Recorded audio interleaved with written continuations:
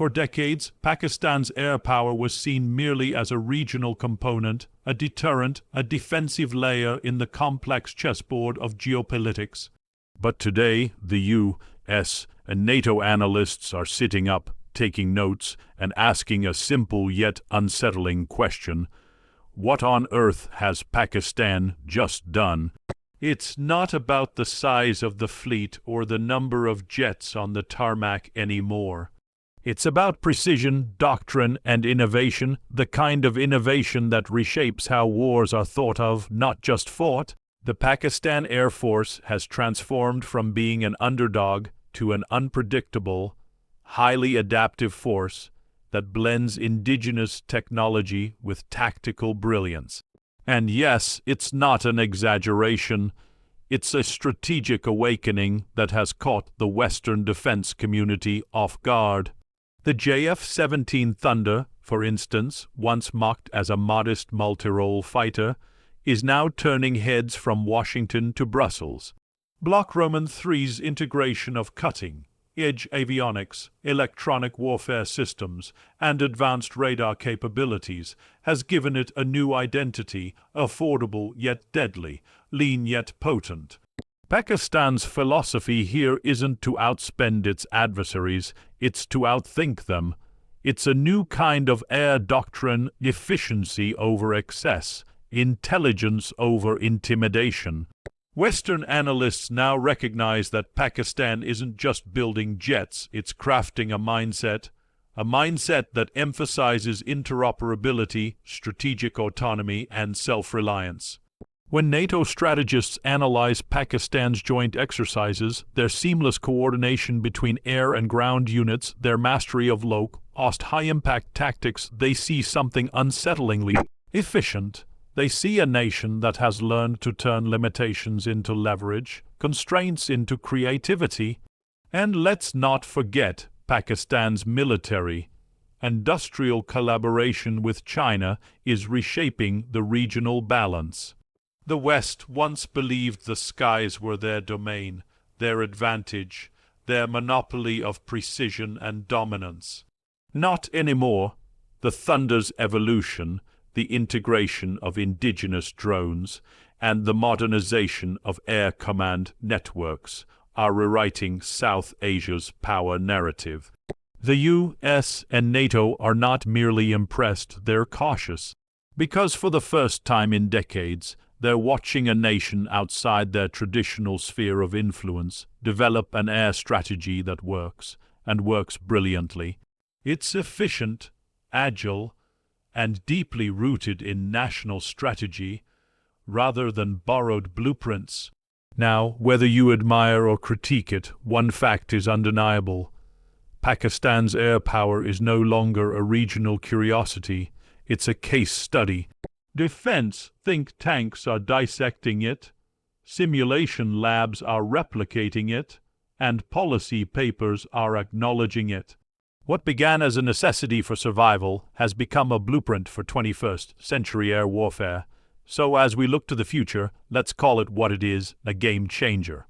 A new kind of power projection that doesn't roar for attention but flies with purpose. The world has been watching the skies, and now they're watching Pakistan. Pakistan's evolving air strategy has become a striking case study in how intellect can outpace investment and how tactical reasoning can overshadow raw firepower. In a world where military might is often measured by the number of aircraft or the cost of defense budgets, Pakistan has quietly rewritten the formula. The Pakistan Air Force has embraced a philosophy centered on precision, adaptability, and intelligence-driven command, a move that has left U.S. and NATO analysts both intrigued and cautious. What makes this shift so compelling is not the quantity of jets on the runway, but the sophistication of the thought process guiding them. At the core of this transformation lies a focus on situational awareness and decision-making speed. Western military circles have long admired Pakistan's pilot training and air combat experience, but what they are now observing is an institutional pivot toward data integration and real-time responsiveness. Pakistan's air command structure has evolved to ensure every tactical maneuver is informed by intelligence rather than impulse. Through advanced network-centric warfare systems and enhanced electronic surveillance, Pakistani pilots and commanders can now make decisions with accuracy and timing that rival far larger air forces. This agility, the ability to act faster and smarter than an opponent, has become Pakistan's real strategic currency. This emphasis on tactical intelligence also extends beyond technology into doctrine and mindset. The Pakistan Air Force no longer prepares for war the same way its adversaries do. Instead, it designs scenarios where speed, deception, and unpredictability outweigh the traditional reliance on numerical superiority.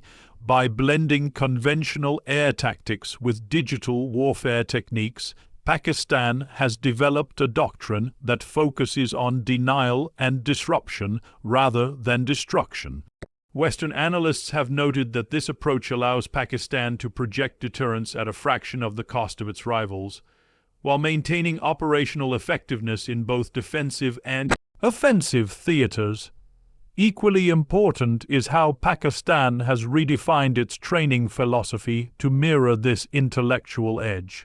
Modern training modules now simulate complex, multi-domain environments, cyber, electronic, and kinetic, pushing pilots to think dynamically rather than mechanically.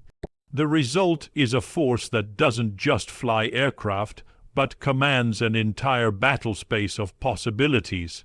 NATO experts studying these developments have found the Pakistan Air Force's ability to synthesize lessons from real-world conflicts, adapt tactics rapidly, and implement doctrine at scale to be a remarkable display of institutional learning.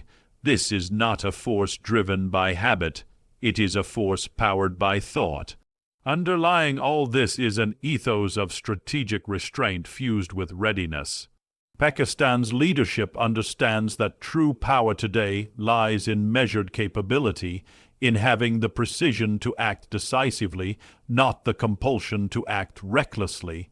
By emphasizing intelligence gathering, flexible command systems, and modular weapon platforms, the Pakistan Air Force has ensured it remains responsive to modern challenges without falling into the trap of overextension. Western think tanks now view this balance between restraint and readiness as the defining hallmark of Pakistan's modern air strategy. Ultimately, the rise of tactical intelligence within Pakistan's air command has created a model that defies conventional assumptions about power projection. It proves that in the age of digital warfare, success belongs not to those who shout the loudest, but to those who think the fastest. For U.S. and NATO analysts, Pakistan's evolution serves as a reminder that the next great revolutions in air power may not come from technology alone, but from the minds that master it. The JF-17 Thunder has emerged as one of the most intriguing developments in modern air power, redefining what it means for a nation to build capability through innovation rather than extravagance. When Pakistan and China first began the joint development of this aircraft, it was viewed by many Western defense analysts as an ambitious but modest attempt to achieve self-reliance. Today, those same analysts are revisiting their assumptions as the JF-17 Block Roman III. A significantly advanced iteration enters the strategic spotlight. It represents not just an aircraft but an idea that high performance does not have to come at an unsustainable price, and that tactical adaptability can rival, even surpass, raw technological superiority. At the heart of this transformation lies an uncompromising focus on value engineering. The JF-17 was designed to deliver multi-role functionality, air-to-air, air-to-ground, and electronic warfare, within a cost bracket that traditional Western manufacturers would find unimaginable. What began as a compact fighter jet has evolved into a sophisticated, networked combat platform capable of operating within integrated air defense systems. The Block Roman 3 variant, in particular, stands out for its advanced avionics suite, ESA radar, and data link connectivity, features typically reserved for far more expensive aircraft like the F-16 or Gripen. NATO analysts now recognize that Pakistan has built not just a fighter jet, but a strategic equalizer. This aircraft's development also reflects a shift in Pakistan's industrial and operational philosophy. Instead of perpetually relying on imported technology, Pakistan took a bold step toward co-designing and gradually localizing the systems that power its fleet. The Pakistan Aeronautical Complex in Kamra has become the centerpiece of this transformation, embodying a culture of indigenous innovation and technical mastery. The JF-17 project has not only created a capable fighter, but also cultivated a domestic defense ecosystem that can sustain, upgrade, and evolve with minimal external dependency. In an era when supply chain vulnerability and export restrictions often cripple smaller air forces, Pakistan's self-sufficiency through the JF-17 program has given it both flexibility and confidence. On the world stage, from a tactical standpoint, the JF-17's performance has consistently exceeded expectations. Its agility, low radar signature, and diverse weapons compatibility make it highly adaptable to both defensive interception and offensive strike missions. Pakistani pilots, already known for their precision and combat experience, have found in the Thunder a machine that complements their skill with intuitive control and technological resilience. U.S. and NATO observers during joint air exercises and simulated engagements have noted the aircraft's impressive kill ratios, quick turnaround maintenance, and seamless integration within Pakistan's evolving digital command network. This operational fluidity, the ability to move from air patrol to combat readiness within minutes, has turned the JF-17 from a national asset into a regional influencer. Equally significant is the psychological shift the Thunder has brought to Pakistan's defense posture. It symbolizes a departure from dependency and a declaration of autonomy. Every successful sortie, every software upgrade, and every export inquiry from other nations adds weight to Pakistan's narrative of technological independence. Western analysts see in this jet not merely an aircraft but a symbol of strategic defiance, a reminder that innovation need not be monopolized by the world's largest economies. The JF-17 stands today as a living demonstration that effectiveness in modern warfare is measured not by luxury but by logic, not by scale but by strategy. Through this aircraft, Pakistan has proven that a nation's ambition, when paired with disciplined execution, can reshape the dynamics of global air power in ways few anticipated but many are now beginning to respect.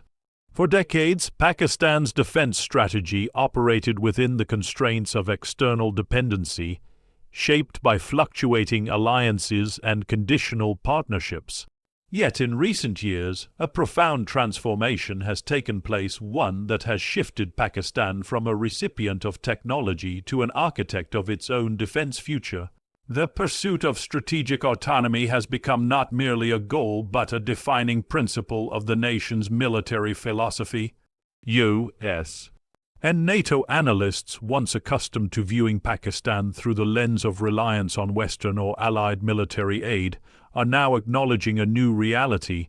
Pakistan is setting its own course, establishing self-sufficiency across critical domains of air power, and doing so with remarkable discipline. The journey toward autonomy began as a necessity but evolved into a deliberate strategy. Sanctions, embargoes, and political uncertainty once forced Pakistan to seek alternatives, driving innovation in unexpected directions. Today, that compulsion has matured into capability. The establishment of indigenous design, manufacturing, and maintenance facilities for aircraft, radars, and weapon systems has drastically reduced foreign dependency. The Pakistan Aeronautical Complex (PAC) at Kamra stands as the flagship of this transformation, producing, upgrading, and sustaining fleets with increasing levels of domestic input. This industrial independence has given Pakistan something far more valuable than technology itself: control over its own defense timeline and priorities. What makes this independence so significant is how it reshapes the power dynamic between Pakistan and its traditional suppliers.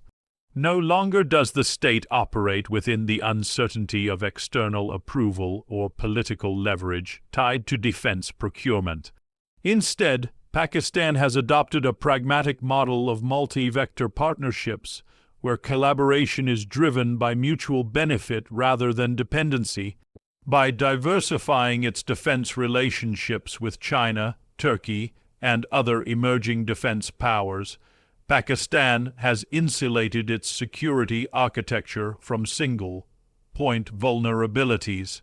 NATO observers have noted this recalibration as a subtle but powerful shift, one that enhances Pakistan's resilience in the face of geopolitical volatility.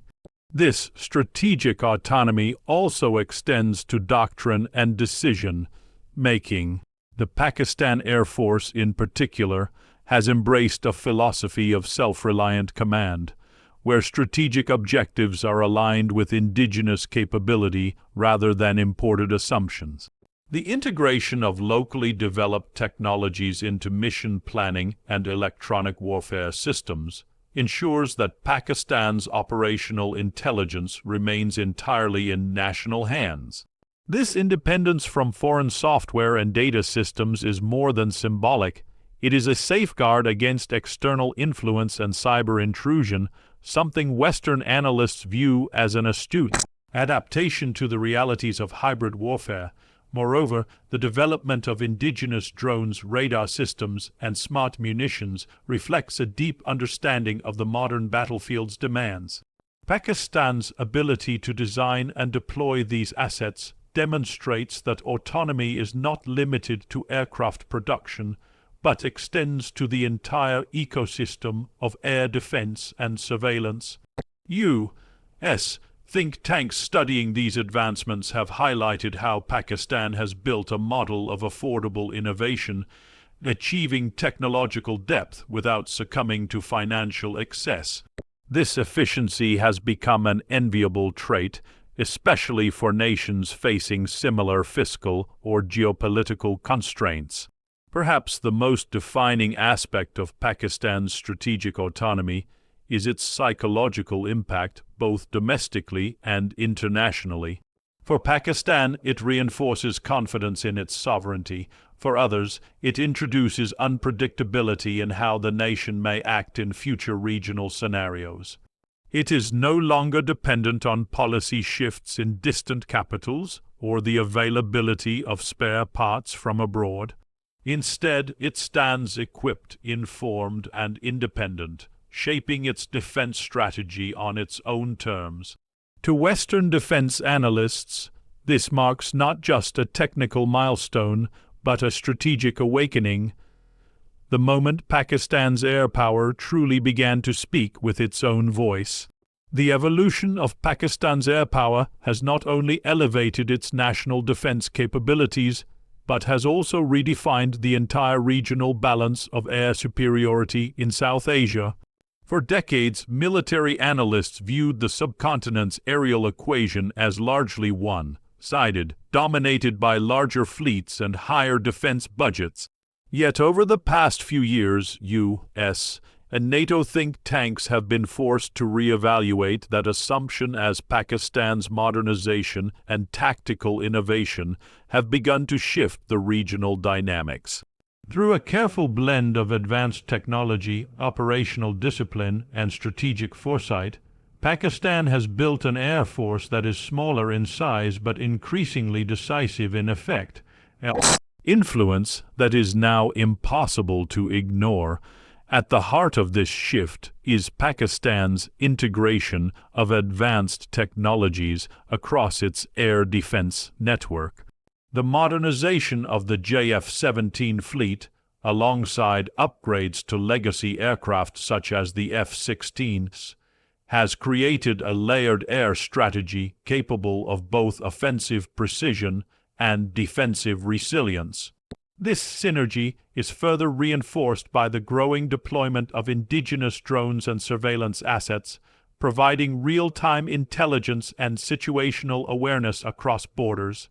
By combining manned and unmanned systems into a cohesive command structure, Pakistan has built an adaptive and data-driven air ecosystem.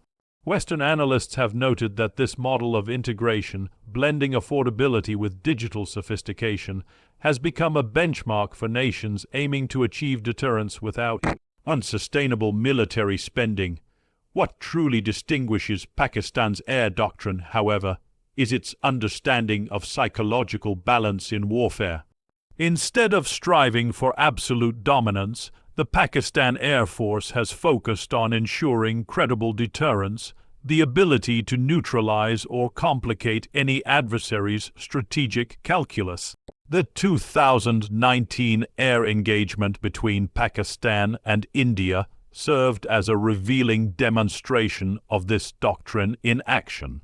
The speed, coordination, and precision with which Pakistan executed its air response left observers in Washington and Brussels acknowledging a level of readiness that belied its limited resources. That event marked more than a tactical success. It symbolized a shift in perception, proving that technological agility and operational control could offset numerical inferiority. Pakistan's emphasis on joint operations has further enhanced its regional standing. The close coordination between air, naval, and ground forces has allowed it to create a unified defense front that few regional adversaries can replicate. The establishment of digital command networks ensures that information flows seamlessly from reconnaissance to strike execution, reducing reaction times and amplifying battlefield efficiency.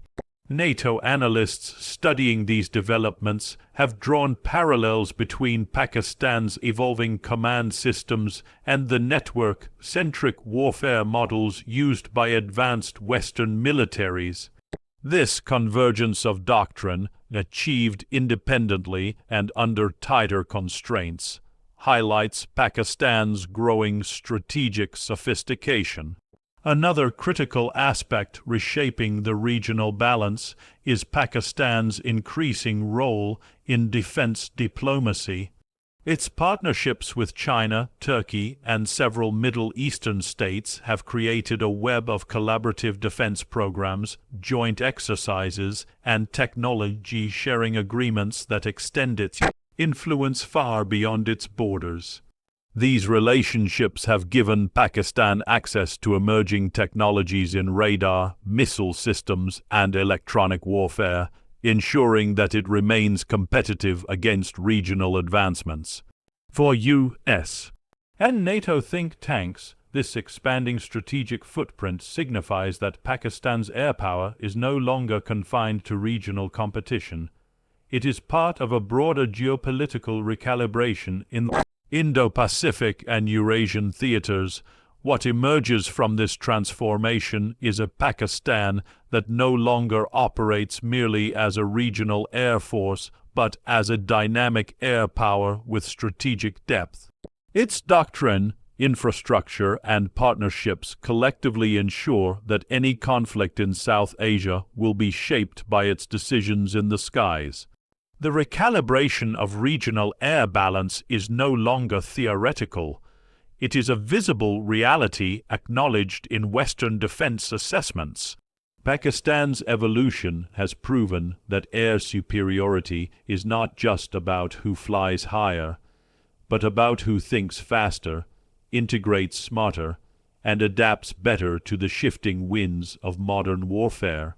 Pakistan's air power evolution has become an exemplar of how efficiency and innovation can coexist within the constraints of limited resources. In a global defense environment where nations often equate progress with exorbitant budgets and complex procurement programs, Pakistan has charted an entirely different path, one that prioritizes operational agility, strategic coherence, and fiscal discipline. U.S. and NATO analysts studying Pakistan's air strategy increasingly view it as a model of how modern air forces can remain effective without succumbing to the spiraling costs of high-end warfare. The Pakistan Air Force has demonstrated that true strength lies not in how much one spends, but in how intelligently one spends it. The cornerstone of this efficiency lies in Pakistan's holistic approach to air command modernization. Instead of pursuing fragmented upgrades or sporadic acquisitions, Pakistan has methodically restructured its air architecture to emphasize interoperability, readiness, and sustainment.